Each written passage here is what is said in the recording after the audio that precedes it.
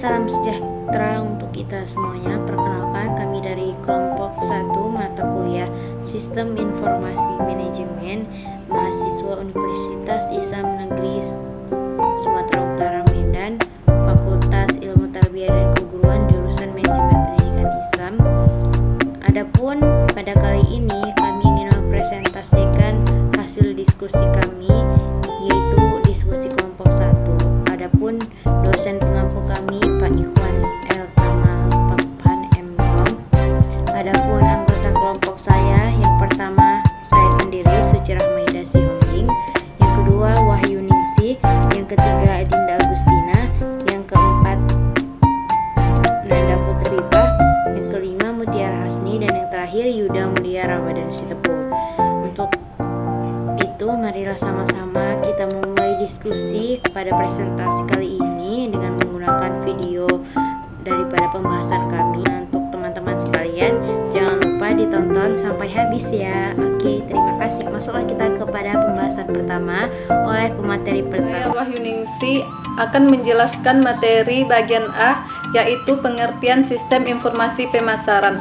Sistem informasi pemasaran adalah suatu sistem yang berbasis komputer yang bekerja sama dengan sistem fungsional lainnya yang berhubungan dengan proses maupun kegiatan yang dilakukan oleh perorangan dan organisasi atau perusahaan yang bertujuan untuk mendapat, memudahkan, dan mempercepat hubungan pertukaran yang memuaskan dalam lingkungan yang dinamis melalui penciptaan, pendistribusian, promosi, pemasaran produk, serta penentuan harga barang dan jasa.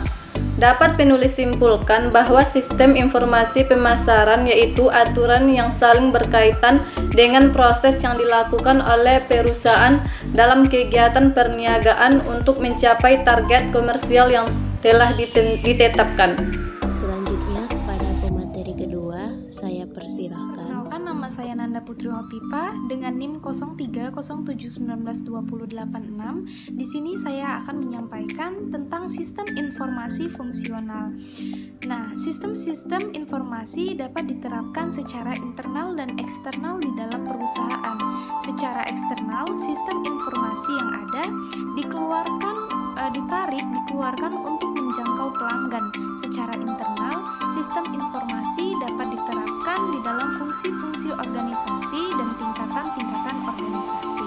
Yang pertama adalah sistem informasi akuntansi, di mana sistem informasi yang merekam dan melaporkan transaksi bisnis, aliran dana dalam organisasi, dan menghasilkan laporan keuangan.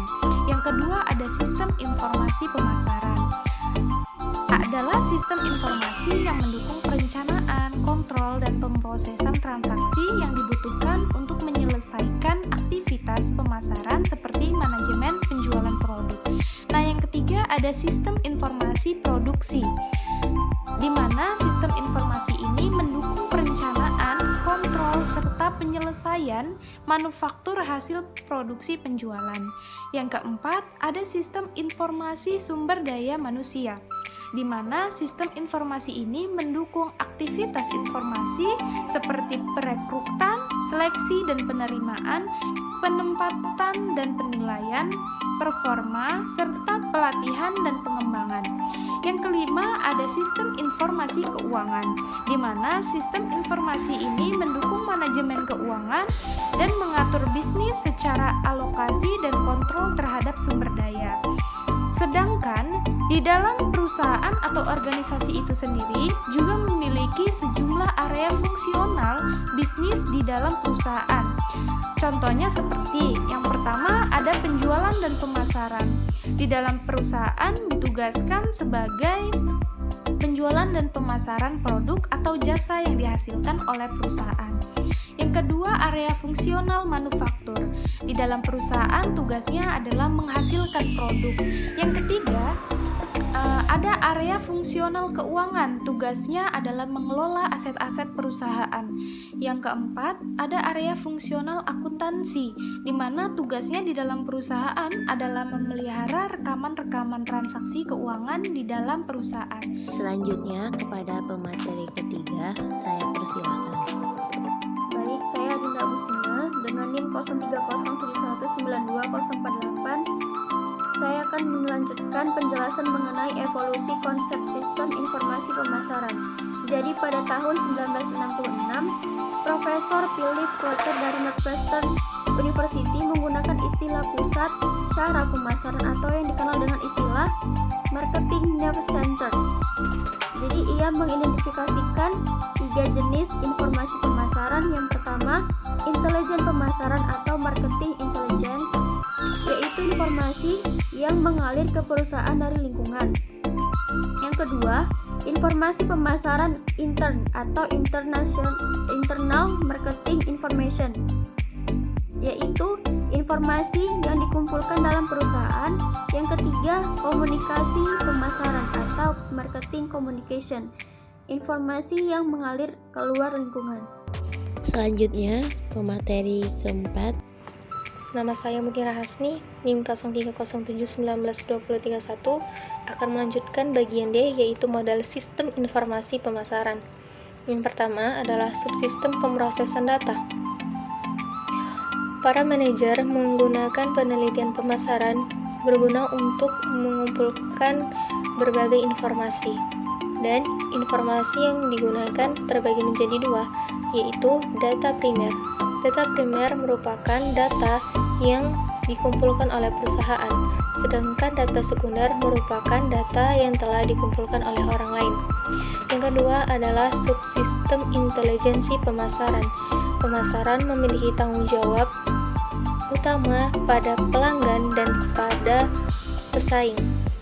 Sistem informasi akuntansi mengumpulkan seluruh data pelanggan, dan subsistem intelijensi pemasaran mengumpulkan data pesaing.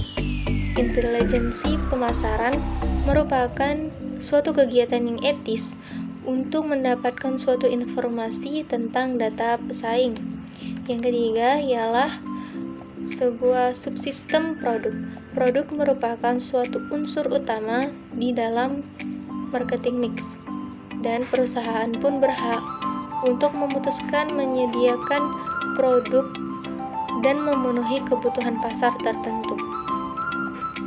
Tugas dari manajer pemasaran adalah mengembangkan suatu strategi dan taktik di dalam marketing mix dan mengintegrasikannya menjadi suatu rencana pemasaran. Yang keempat adalah subsistem promosi. Promosi merupakan salah satu cara untuk meningkatkan tingkat penjualan dalam bidang pemasaran. Kemudian, model untuk sistem informasi pemasaran menggunakan dari kombinasi subsistem input dan output yang dihubungkan dengan database. Yaitu yang pertama, subsistem output merupakan suatu informasi tentang subsistem sebagai bagian dari bauran. Yang kedua, subsistem input. Sistem informasi akuntansi mengumpulkan data yang menjelaskan transaksi pemasaran perusahaan. Subsistem intelijensi pemasaran mengumpulkan informasi dari lingkungan perusahaan yang berkaitan oleh pemasaran. Selanjutnya, kepada pemateri kelima saya persilakan. Perkenalkan, nama saya Yuda Ramadan Setepu, NIM 0307190074. Di sini saya akan melanjutkan penjelasan materi yang ada pada makalah kami, yaitu penggunaan sistem informasi pemasaran oleh manajer. Manajer pemasaran menggunakan sistem informasi pemasaran untuk mempelajari kebutuhan dan keinginan konsumen, memformulasikan bauran pemasaran, dan membuat tindak lanjut sampai sejauh mana bauran tersebut diterima oleh konsumen. Dan untuk melengkapi data itu kita ada proses keputusan. Jadi para manajer itu harus mampu mengumpulkan lebih banyak data yang memerlukan tidak sedikit biaya. Keputusan tersebut ada yang tepat dan ada pula yang tidak tepat. Jadi resiko ketidaktepatan keputusan yang diambil mengakibatkan kerugian dari segi biaya dan kemungkinan menjadi kerugian potensial. Selanjutnya, jadi karena itu manajer pemasaran selalu dihadapkan kepada masalah pengambilan keputusan di bidang pemasaran. Maka informasi pemasaran mempunyai arti dan peranan yang sangat penting. Manajer akan selalu terus-menerus menghadapi keputusan yang riskan. Dalam hal ini diperlukan bantuan sumber informasi melalui riset. Bila risiko keputusan yang akan diambil melalui pertimbangan informasi dapat dikurangi, maka secara nyata biayanya adalah layak. Baik, terima kasih kepada seluruh penonton daripada video pembahasan kami pada diskusi hari ini. Semoga bermanfaat untuk kita semua. Jika ada kesalahan dan kehilafan, saya selaku moderator daripada kelompok 1 memohon maaf sebesar-besarnya.